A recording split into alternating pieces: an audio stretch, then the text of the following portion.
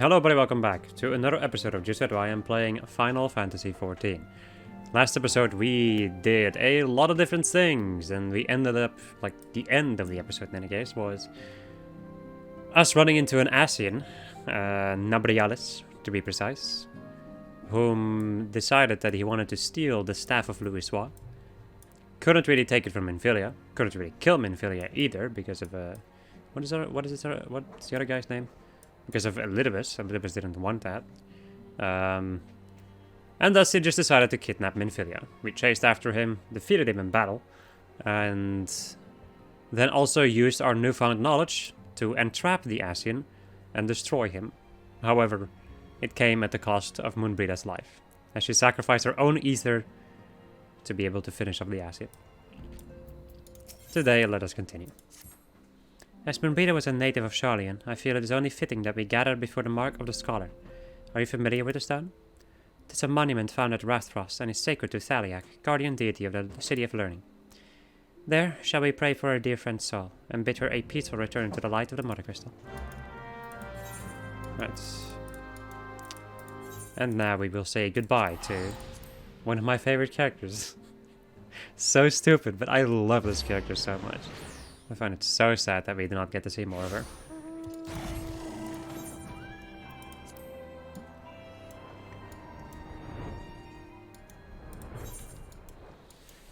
I do feel like something that, like, I do appreciate, honestly. So it can be ridiculously infuriating when, like, one of your favorite characters dies in a game or a show or anything of the sort. But at the same time, when somebody actually dies and doesn't come back, because a lot of, like, pieces of media where they just somehow come back, like, it has so much more power to it when the person actually dies. I may hate it, but at the same time, I love it in a storytelling perspective.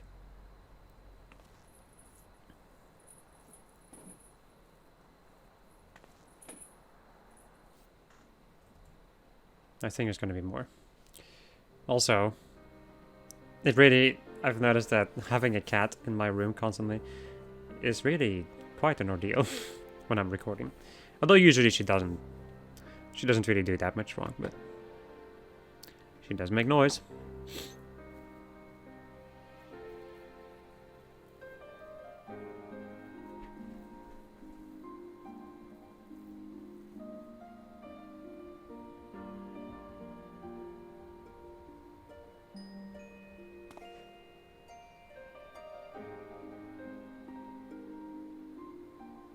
Forgive me, Moonbrida.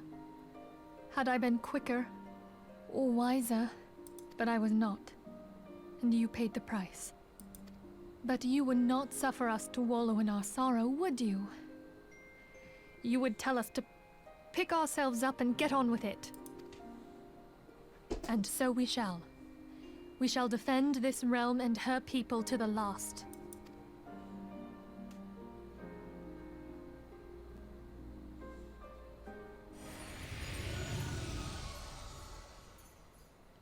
Life for death, a fair exchange. Other bargains will be struck.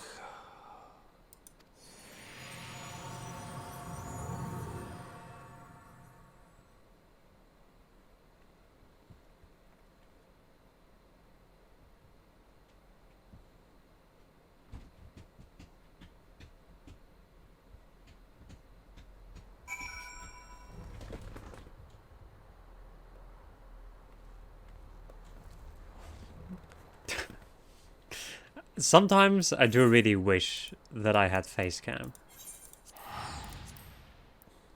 Because that was a pretty good moment. It was just like me, like, at the end of that cutscene, and suddenly realizing, like, that is a sound that I do not recognize. Just like turning around and like, huh. What is this cat doing?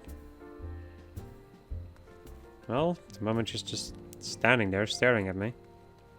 I can see a reflection in the mirror, or like in my PC, basically. That's intriguing.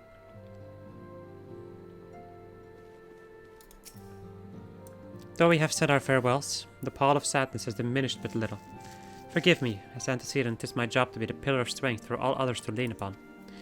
Yet I also believe the grief we feel now is precious in its own way, and not to be lightly swept aside. Do you not agree, Lynn?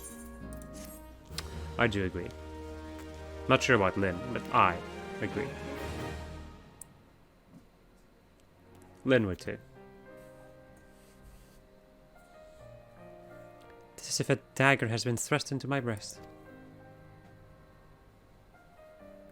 But 'tis a pain we must learn to bear if we are to forge ahead with our duty. The battles we have fought have taken the lives of so many. Louisois, Mumbrida, our fellows at the Waking Sands. Their spirit and dedication to our cause, however, will never be lost, as long as we rise to fight once more. I hardly need to remind you of this, of course. 'Tis for my own benefit that I repeat these words, a reaffirmation of mine own chosen path. If I do not rebuild the foundation of my resolve, I am like to collapse in a fit of weeping. My apologies, Lynn. There's no other to whom I could display such weakness. You are my pillar of strength, and I fear I shall have need of your steadfast presence in the days to come.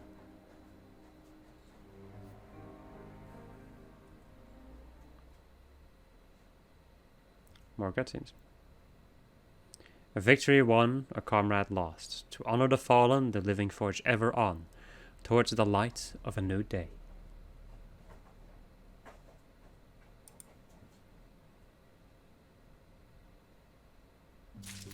Okay, wow. Beautiful. I'm not crying, you're crying. Have you a moment, Lynn? I believe Ida wishes a word with you. I should consider it a personal favor if you would lend a sympathetic ear to her troubles. She has not been herself since Mumbrida's passing, and my heart aches to see her so downcast.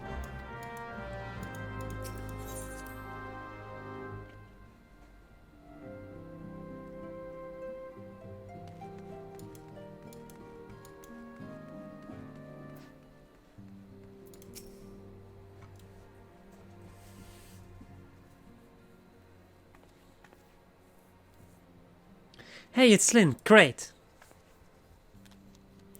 It's no use. I'm trying to stay positive, but it's just hard, you know? The thing is, I know Moon would tell me off if she saw me moping around like this, which is why I decided to cheer myself up by getting her a special flower. I placed an order for a moon daisy with Rowena a little while ago, and it's ready to be picked up. The trouble is, I find Rowena a bit difficult at the best of times, and well, this isn't one of them. I know it's silly, but I just can't face it at the moment, so I was wondering, you think you could maybe collect it for me? I have the coin to pay for the flower right here. Nod. Thank you so much. I'll be waiting for you and the daisy at Rathfrost. Yay.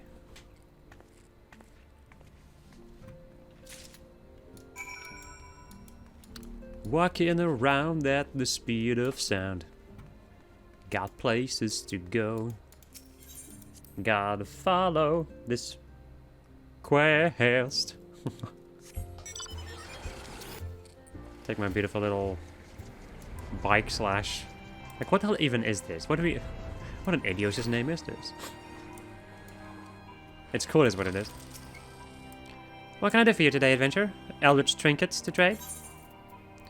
A sack of gil received from Ida in exchange for a single moon daisy. Ah, they've got you running errands now. Them scions really know how to make the most of your talents, don't they? Sending the savior of Eorzea to the Bladen Market. Fine use of your time, that is. Seriously though, you'd best learn how to say no, or they'll have you mucking out the chocobo stables next. Anyway, what was it you were here to pick up? The moon daisy, was it? Here then, take it. And tell that Ida lass I've got a wide selection of headwear in stock. If she ever decides to replace that dowdy old mask of hers. God, no, she needs to. Wow. Rowena being Rowena. Basically. Fire horse.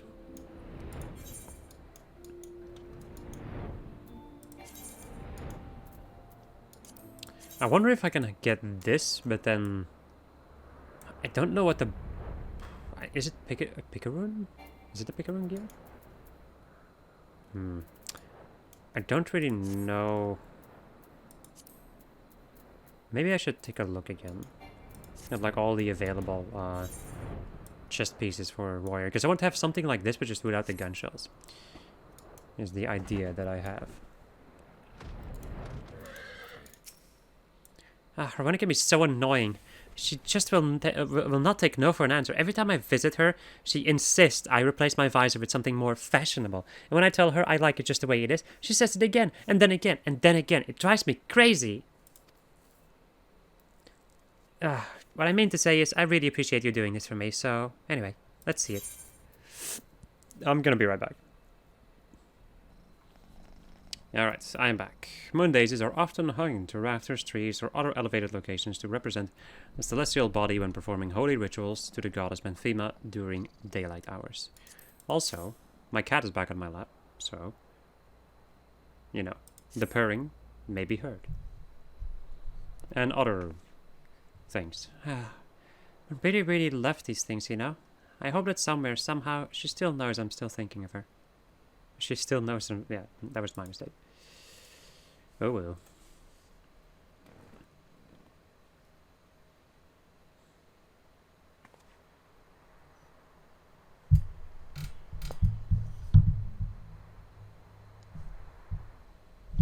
I'll never forget you, Moon.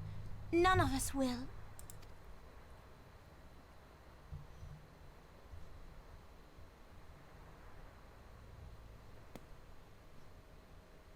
The song riseth to a crescendo.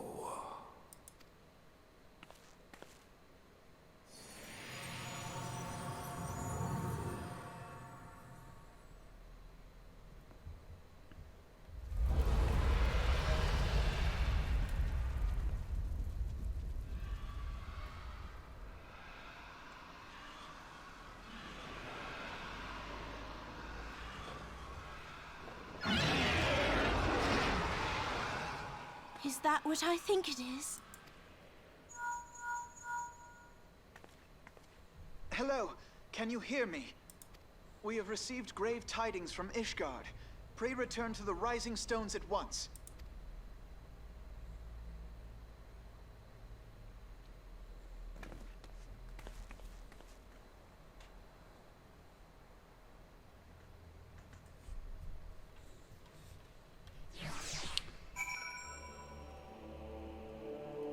Alright.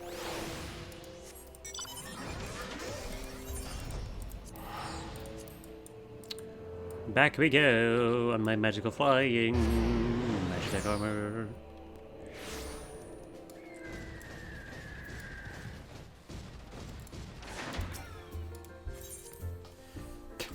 It's interesting, like how my cat is like very desperately wants to sit on my lap, and then she sits on my lap for a little bit, notices that she can't do everything that she wants to, and then just leaves.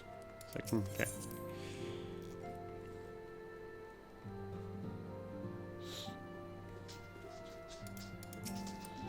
My apologies for the interruption. I was deeply saddened to learn of Moonbreeder's passing. Her loss will be sorely felt. Alas, recent developments in Ishgard leave us little time to mourn. The envoy from Kurthus will soon arrive, and we must hasten to hear her report. Yes. Defenders for Ishgard.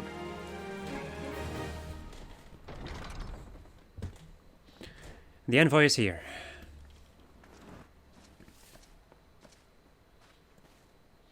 I thank you for receiving me at such short notice. Time is of the essence, so I would forego the usual pleasantries, if I may. Certainly. You come with news of the Ravenians? Aye, the dragons have begun their attack in earnest. The first wave reached the center of Thanalan a short while ago, and battle was joined soon after.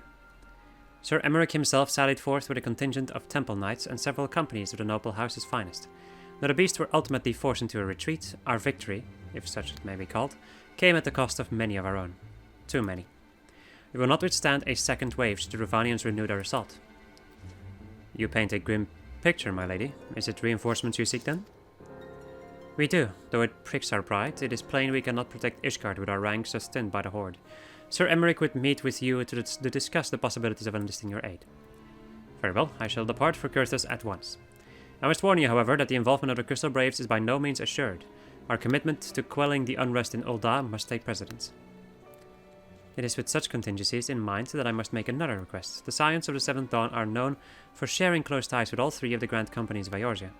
Would you consent to plead our case to their leaders? Though I will gladly appeal to the Grand Companies on your behalf, I dare not promise a favorable reply. You need say no more. Considering our past dealings with the Eorzean Alliance, I can well imagine how our plea will be received. But the fate of Ishgard hangs in the balance. We must explore every avenue still open to us, no matter how uncompromised or unpromising. I see. Well, very well. I shall send envoys to each of the allied nations and have them present your request directly to the head of the Grand Companies. In the event that your plea does receive a favorable answer, know that any support is certain to be conditional. Demands will be made of Ishgard. That is only to be expected. Rest assured that I speak with Sir Emmerich's authority in this matter, and that our actions are fully sanctioned by the Holy See. Which brings me to my final request, a personal appeal to you, Warrior of Light. The Lord Commander much desires to speak with you, regardless of your fellow's involvement. You faced Midgard-Stormer and survived. Anything you can share of your experience may yield us an advantage over a foe. Thank you. You wear the mantle of hero well. It would seem the road leads us both to Count Dragonhead. Seek me out when you arrive, Lyn.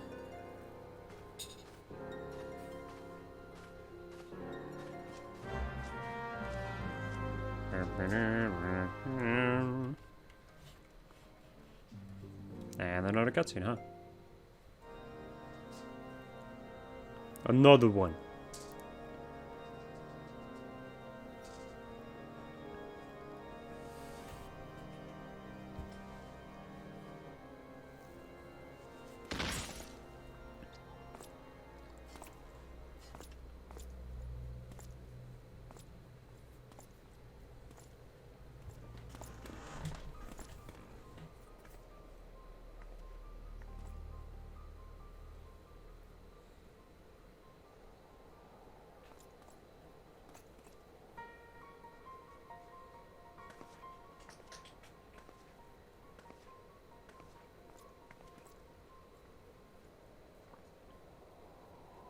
The sons must answer for their father's misdeeds.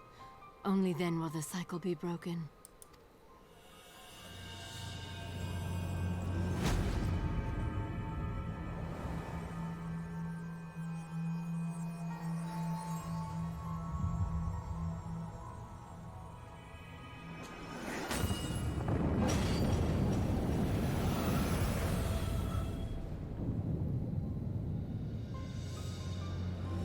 Brothers and sisters of the heavens, we raise our voices and join you in the chorus. The sinner's feeble magics are undone. Come, claim your retribution.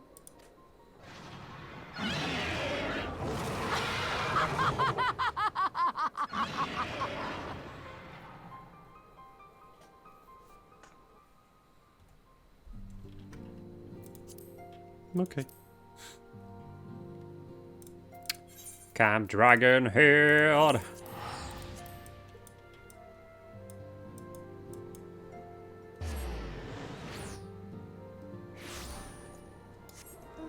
Just a bird flying into a wall. It seems I was a swifter, Lyn. You too, however, have arrived with time to spare, for our host has yet to make an appearance. The murmurings about camp tell of some manner of troubles at the Gate of Judgment. In the Lord Commander's absence, I suggest you visit the place and find out what is afoot. Okay. Live summer.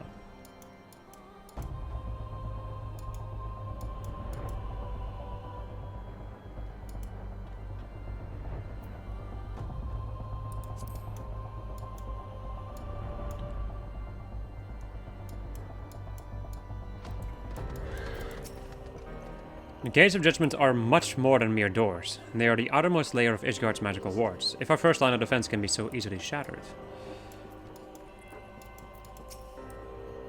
When I laid eyes upon Lady Iceheart, I felt the marrow freeze within my bones.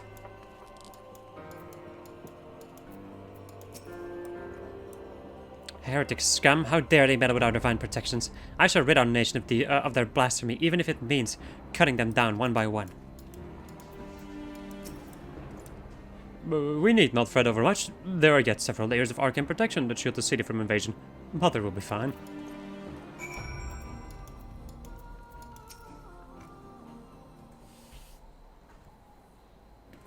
It would seem the heretic struck the first and most telling blow against Ishgard.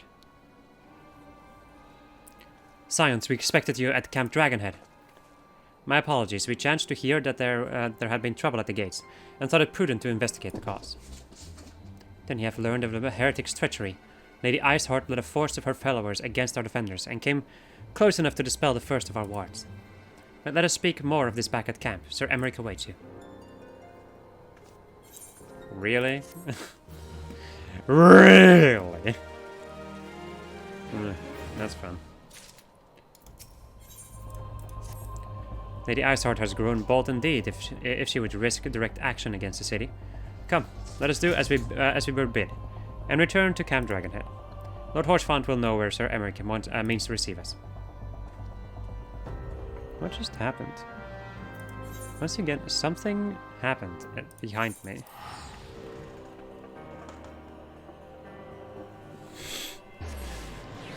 I'm sorry, but I really hate the fact that this cat is these freaking zoomies at the evening.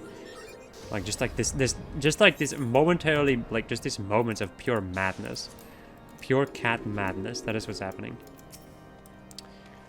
It is reassuring indeed to behold the countenance of a friend when one's homeland teeters upon the very brink of disaster. Though a single misstep could send us plunging into the abyss, your heroic presence stokes the flames of courage within my heart. Ah, but you did not come to Dragonhead to listen to me prattling. The Lord Commander has arrived, and would treat with you in the intercessory. The usual place.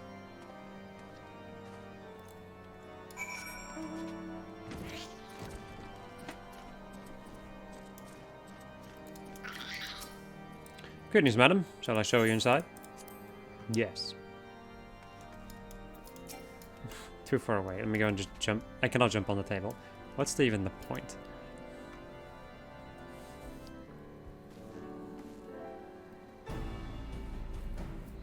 I thank you for coming with such haste, and apologize for my absence. Suffice it to say, Lady Iceheart and her heretics have much to answer for. Yes, we are but recently returned from the gates of judgment ourselves. Given the circumstances, we quite understand if you would prefer to postpone our appointed audience.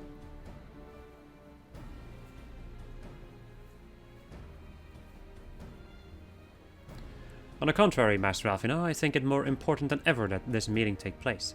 Rest assured, I shall return to my post on Ishgard's walls the moment our business is concluded. Before we move on to the subject of reinforcements, however, I would introduce you to a close friend and stalwart ally, Estinian.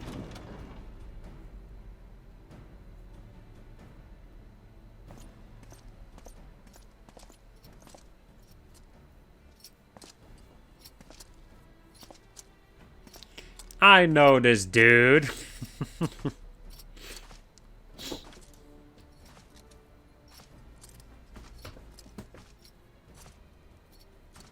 May I present to you Ishgard Azure Dagoon. Dagoon? Dagoon. Son of a bitch. An impressive title, though I confess I know precious little of the Order of Dragoons. They are formidable warriors all, yet even among such masters of the lands, Estinian is without equal. He, out of all the warriors of Ishgard, has chosen to wield the power of dragons, and may thus contend with any Dravanian. You flatter me overmuch, Lord Commander. If ever I was without equal, I am no longer, as my fellow Azure Dragoon here will attest. Be at ease, Lyn. I did not come to challenge you this day. I love that the game acknowledges that. Anyway, well, now that we have all been introduced, let us proceed to the matter at hand. I would share with you what we have learned of Iceheart's design, as confessed by the heretics taken captive after the assault on the gates. It would seem that Lady Iceheart and the Dravanians share a common goal, the reclamation of Nidhogg's stolen eye. Nidhogg, one of the 7 great worms. His name features prominently in your nation's history, though once defeated by the hero Haldreth, the beast is said to have terrorized Curthis since Ishgard's founding. Aye, many are the scars our walls bear from Nidhogg's relentless efforts to raise the city. The trophy Haldreth plucked from the beast's from the bested worm's skull, known simply as the Eye, is a treasured relic of Ishgard and one possessed of untold power. Should it ever be returned to Nidhogg, the dread creature would be restored to the heights of his strength, and then no wall or ward we could erect would be stout enough to deny him. My vengeful son hath waged war against Ishgard for 1,000 years. No mortal mind could comprehend the depths of his rancor. The eye itself is secreted deep within the vault. It is kept under heavy guard, surrounded at all times by men and women who have proven their loyalty to the Holy See. But though stout walls and sharp blades may suffice to discourage the heretics, the dragons are another matter. There are individuals within the Devanian horde whom an entire company of knights would labor to repel, to say nothing of Nidhogg himself. Nor does age rob them of their strength. Through the endless march of the years, the dragons endure, patient, calculating, inexorable. You must understand, these creatures do not share our perception of time. And that is especially true of the great worms, they who spent centuries in slumber, only to wake and resume their campaign as if mere hours had passed. It has been 20 years since Nidhogg last darkened our skies, 20 years for him to gather his strength and for us to bolster our defenses. And now, just as he seems primed to return, the heretics strike at the gates. You believe that Lady Iceheart is in league with the creature, then? Of that we cannot be certain. Though we know the heretics covet the eye, we have been unable to determine their plans for it. Such questions aside, we must needs address the ragged hole their mistress has seen fit to rent in Ishgard's protections. 'Tis a weakness the Devanians are not like to leave untested. So it would seem. You have described your plight in admirable detail, Lord Commander. I cannot help but wonder at your candor. Why share such sensitive information with us? I shall speak plain. Ishgard has need of allies, and I would have you bolster our front lines in readiness for the coming battle against the dragons. This much I expected. Unlike our arrangement concerning the Keeper of the Lake, however, only you stand to benefit from our assistance in this matter. I fail to see why we should interfere in a conflict which concerns only Ishgard and Dravania. When the Eorzean Alliance requested Ishgard's assistance during Operation Archon, you refused us. Does it not seem grossly unjust to demand that we now risk our lives in your private war? I make no attempt to defend my country's conduct. I only ask that you consider what would follow were Ishgard to fall. Having razed our city to the ground, the horde would have little cause to linger, and most would return to their lairs in Dravania. Soon thereafter, the ruins of Curtis would be buried in snow, and the land would become the sole providence of beast and beastmen. Until the Guardian's arrival, that is, for you may be certain that the Empire would not hesitate to claim Curtis. They would not even have to draw steel.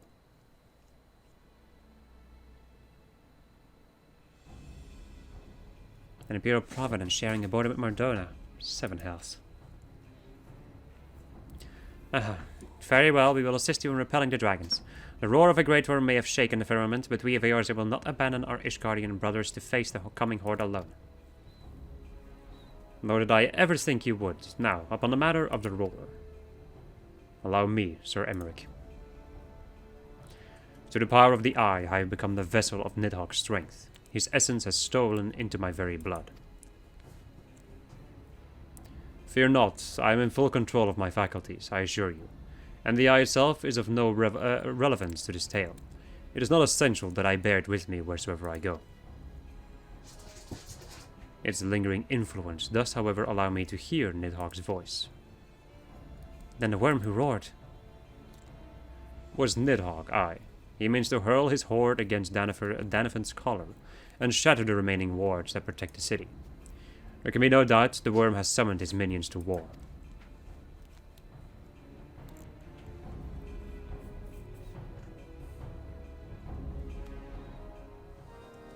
Alright.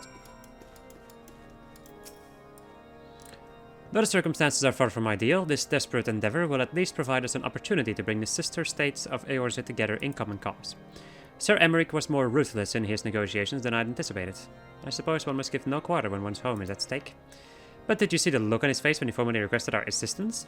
Though the Lord Commander has long campaigned for Ishgard to open its gates to outsiders, I suspect this softening of the Holy See's attitude towards foreign cooperation comes as something of a bittersweet victory. The days ahead promise to be interesting indeed. If we are to aid these Guardians in this war of theirs, preparations will have to be made, and soon. Before proceeding, however, we must return to the Rising Stones and make our reports to the antecedent. Pray return to the Rising Stones, yes. Yes, quite, of course.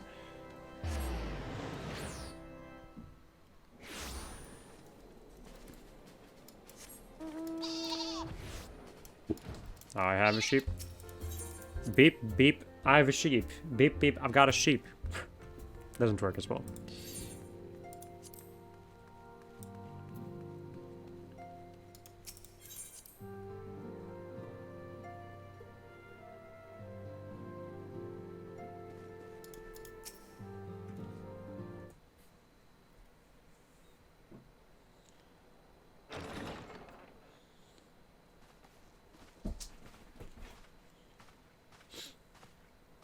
Alphino, it is good to see you. Tell me, what have you learned? Pray summon the others. Everyone must hear my report.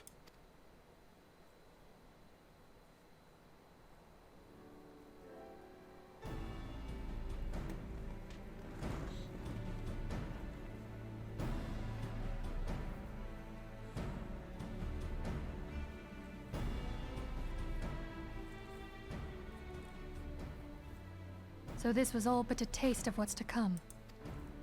Indeed. The main host advances upon Ishgard as we speak. Whose vaunted defenses have been nullified. Shorn of its wards, the city will bear the full force of Nidhogg's fury. All those people. Alphino is right. The Dravanians cannot be allowed to prevail. If Ishgard falls, all of Eorzea will suffer the consequences. Then you agree that we have no choice but to intervene. For the good of the realm, the Scions of the Seventh Dawn and the Crystal Braves must join the defense of Ishgard. Let there be no ambiguity about what has been proposed. We would be directly intervening in the war. But if all here believe the cause to be just, then to war we shall go.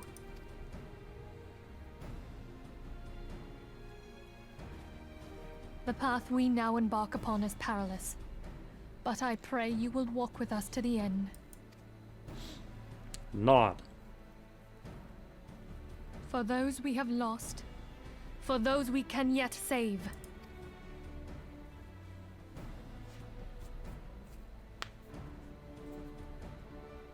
Then it is settled. I shall inform the Council of our intentions and request that they contribute their own forces to the defense of Ishgard.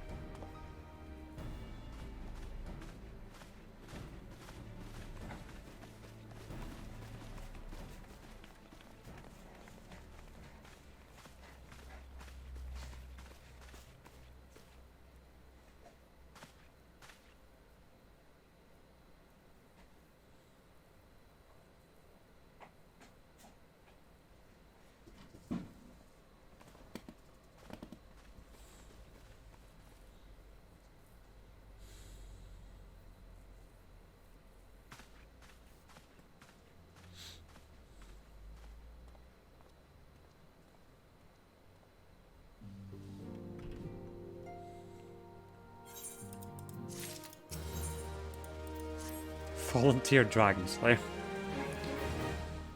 I have bid the Archons travel to their assigned nations. Should the members of the Alliance agree to pledge Grand Company soldiers to Ishgard's cause, our comrades will be on hand to act as intermediaries for the duration of the conflict. The small matter of persuading the Alliance leaders to grant such support I leave to Alphino. For you, my friend, a different task awaits. I would have you reach out to your fellow adventurers and gather what allies you may for the coming siege. I would also have you consider the matter of your own security. Revenant's Toll is but a short flight from the snowfields of Curses.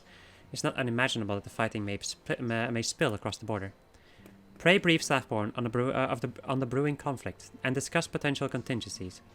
The frontier settlers must be prepared for aught that might ring its way over our walls. I only hope that such precautions prove unnecessary. Before you leave, might I suggest that you have Totaru accompany you? She has a talent for administration and a firm grasp of the practical challenges we may encounter.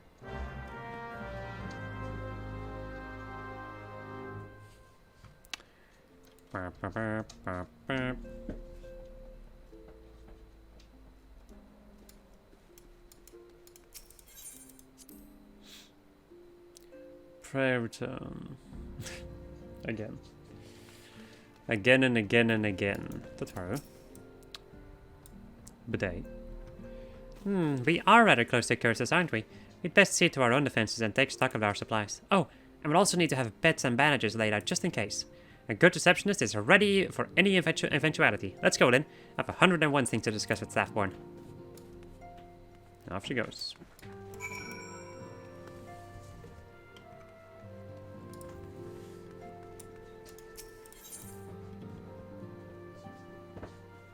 I'm gonna be right back again. Sometimes in life, you start to regret some of the decisions you make. I appreciate the warning. If war's coming to Cursus, then the toll must be made ready. I'll increase the number of patrols and lookouts immediately. I'll also see about finding room for an infirmary, as well as temporary housing for victims of the conflict. Ishgard has done well by us in the past, and I would return the favor. But as for rounding up volunteers for the fighting itself, I'm afraid I must disappoint you. I will not send my fellow guild members to die on Asgardian soil, and I'm certain headquarters will say the same. There will be no official Adventurers Guild presence at the siege. That said, each adventurer is, of course, free to do as he or she will. I shall have a word with some of my more capable colleagues on your behalf, and you might try your luck here in Revenant's Toll. I dare say there are a few stout souls about town who will answer your call to arms. Oopsie. Let's get started, shall we? We have a town to rouse. Somehow, I don't really think I'm gonna be able to find a lot of people.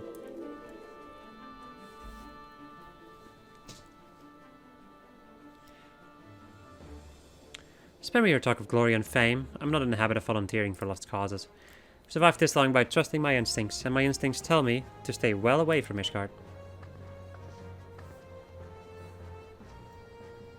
Rip. Oh, it's real. Yo.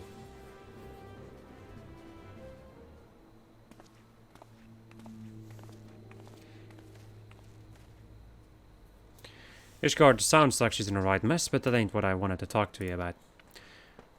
I need you to cast your mind back to that scuffle with the Empire out by the processing plant. A lad from Little Omega by the name of Wildred was there with the Fourth that day. I want to know if you've seen him since, have you? God damn it, I feared as much. No one's bloody seen him. It's like the ground opened up and swallowed him whole. But that ain't all. Around the time Willard stopped turning up for duty, then black market weapons went missing from our vault in Ul'dah. So now, of course, half the brave suspect the lad of making off with the goods. Folk like to believe our company's a disciplined fighting force, but as you and me both know, it's no more than a motley collection of mercenaries, adventurers, and Grand Company veterans. The only thing that binds us together is some vague oath about fighting for the freedom of all. That and the steady pay. Now, compared to most others in this crew, Wilfred's a fresh-faced novice, bleeding whelp among wolves. But the boy's got passion. When he talks about being a guardian of Eorzea, he bloody well meant it. A lad like him wouldn't drop us blind and bugger off like that. He ain't the type. And then, and this is just between you and me, mind, was the fact that the lad wanted to tell me about something queer he'd noticed in the ledgers. Something about the Braves' numbers not adding up. Aye, there's a villain at the end of this trail I've stumbled on, and I'll bet me good eye it ain't young Wilred. Anyway, you've got a war to wage, so I'll let you get on. I just thought someone should know. I'll be seeing you then.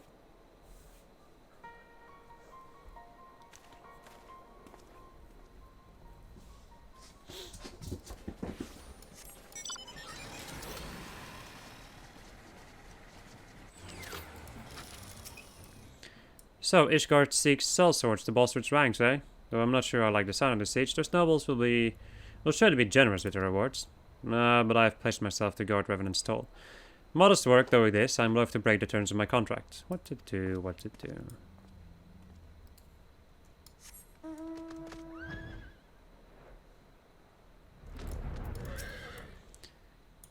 Sell me blade to his guardians. Well, them dragons are a fearsome lot, but I'd slay me fair share of the coin was good.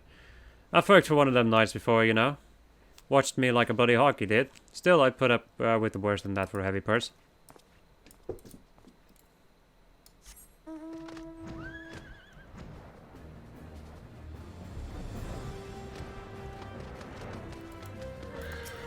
Angular? What?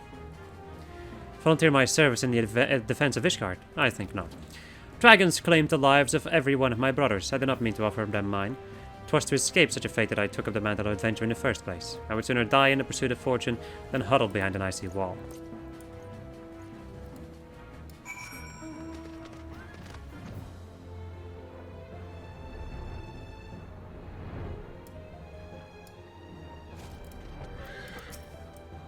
There you are, then. So, did you sway any hearts? 1 or 2, eh? Well, added to mine, that makes 3 or 4, not including Saffborn's friends. We've one of the largest company in the army, but I'd say one Revenant's tall veteran is worth a dozen clanking knights at least. Oh, I've been so caught up with recruiting that I almost forgot. There's been word from Alfina. Apparently the Alliance leaders are convening in Ul'dah to discuss Ishgard's plight, and they've requested your presence, as usual. Anyway, you'd best make your way to Ul'dah, or you'll be late. Alfina said that he would meet you on the Royal Promenade. Why am I, like, I need to go to all these freaking meetings? Jesus. Meanwhile, just a war happening. Or about to happen, basically. Oh no! Anyway. That's very much the feeling I get from this.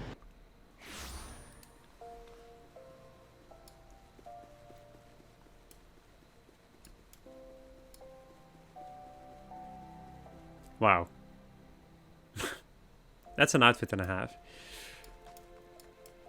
Interesting maneuver. My apologies for calling you away from your task. I'd hoped to proceed with these negotiations one leader at a time, but it seems my urgent request for an audience have prompted a gathering of the council. Needless to say, I felt obliged to attend. The Alliance leaders are already seated within. Let us join them, shall we? We shall. Bum, bum, bum, bum, ba. Bum, bum, bum, bum, ba.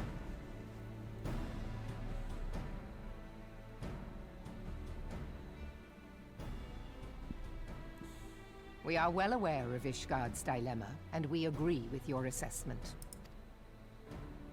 Then I trust there are no objections to the Crystal Brave's intervention. Ul'dah has none. Gridania does not object. The Crystal Braves are yours to command, Alfino. Do what you will. We shall pray for your success. It was my hope that you would offer more substantial aid than prayer. I know it is within your means. Do not presume that you have knowledge of our every concern. The Garleans and the Beast Tribes are but 2 of many. We are not in a position to contribute greatly to the defense of Ishgard. Not when our own homes are still under siege.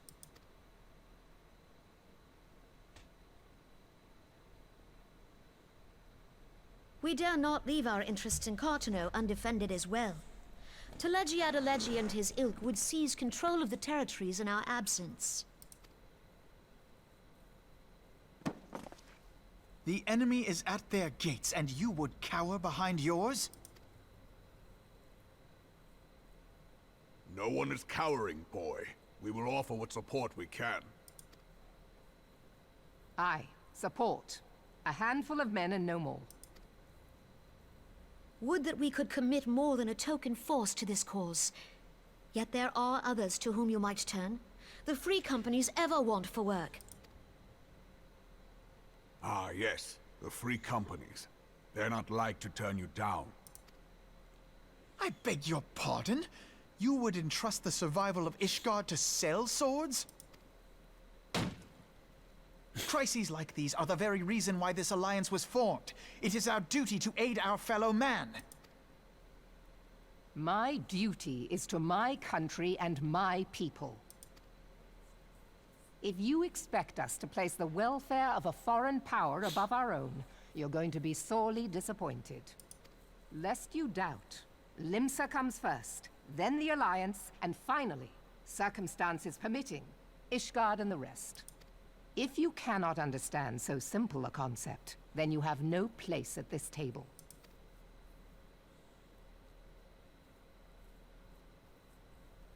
Forgive me, Admiral. I was careless in my choice of words.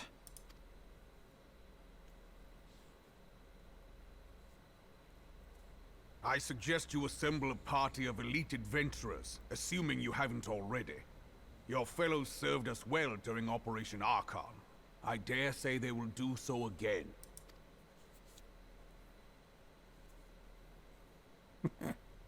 Slightly delayed nod. If I may, Your Grace, I wish to propose a redistribution of forces. If we entrust the security of Uldar to the Brass Blades for a time, we can dispatch a larger force to Ishgard.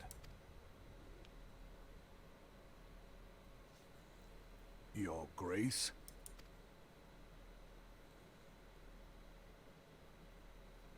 Yes. Yes, of course. Do what you will.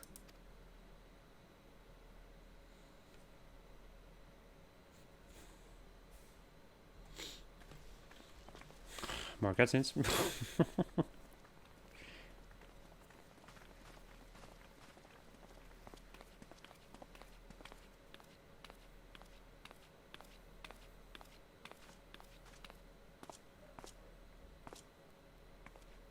Is Her Grace not feeling well? To the best of my knowledge, Her Grace is in perfect health. I see. Carry on.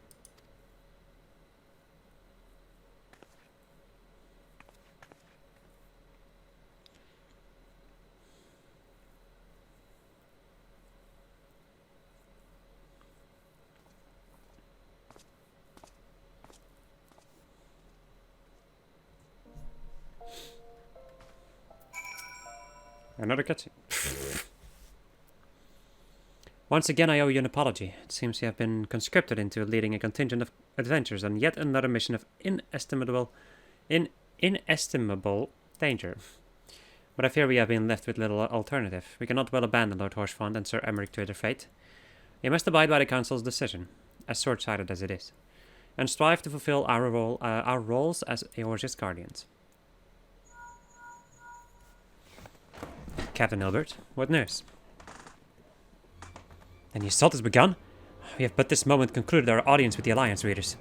Move our forces into position. Your unit will join House Durndare at the Steel Vigil. Man the cannons alongside the knights, and thin the Dravanian horde ere they descend upon Ishgard. I will join you as soon as I am able. Then I would have you and your adventure allies bolster the defenses at the Steps of Faith. Report first to Sir Marceline at the Gates of Judgment, and he will direct you to where you are needed most. May the gods grant us victory.